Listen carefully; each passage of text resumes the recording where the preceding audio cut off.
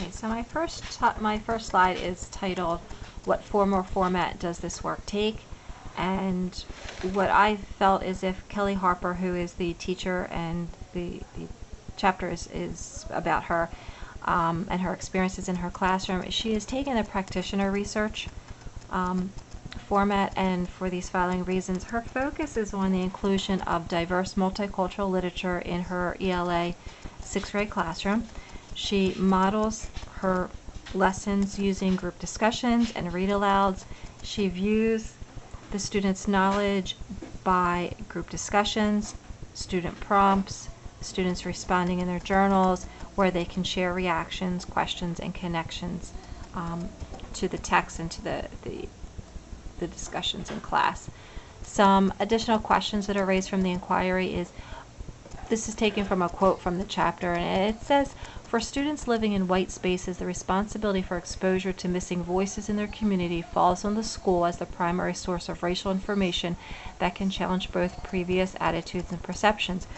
So in order to understand this quote, the white spaces that they're referring to is referring to communities that are almost entirely white and affluent, where most school children are racially segregated, and they live privileged lives where they're alienated from the cultural and economic diversity. So my question is as the children are in class and they're having these closer examinations of things such as stereotypes and race and prejudice and so forth, do some children incur emotional distress between home and school when reading and participating in group discussions, especially if they are living in a home that may have a tendency to have a racist environment? So when they're going back and forth and they're making these connections, are they actually connecting to their own particular family members, which I would think at the 6th grade level would cause great distress?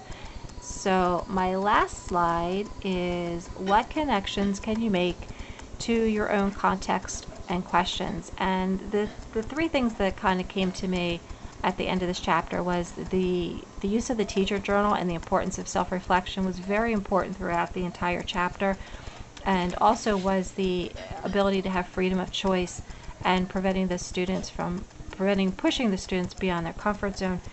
And the reason that I reflected on this was because the teacher, Kelly Harper, mentions in her journals, the little excerpts from her journals, how certain discussions group went, how the novels went, how maybe this discussion was a little bit more sensitive, or this one was a little bit more of a heated discussion.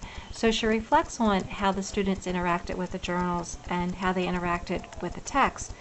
And one journal from a student in particular, one excerpt that's in the chapter, is the student writes that, "I think Olive's Ocean," which is one of the novels, "doesn't really have a moral or a lesson. I think we should read funny book next. I think we should read a fantasy book, a happy book, whodunits, a ghost story, not," all in caps, "historical fiction or depressing books, just good books." So for this student, it's an example of where she was being pushed beyond her comfort zone, and she needed to have a little bit of a freedom of choice to choose other novels and other short stories to read other than ones that were highly controversial.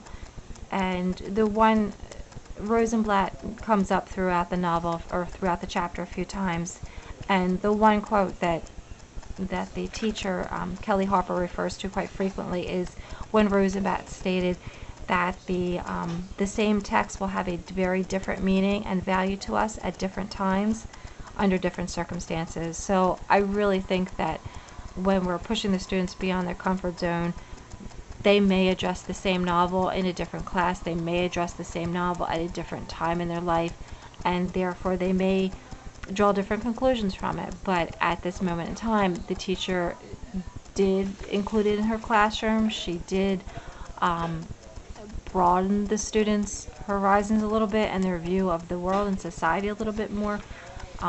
But in a case where this one student, she needs to have the ability to step back a little bit and to focus on other novels and not all the culturally diverse, highly controversial novels.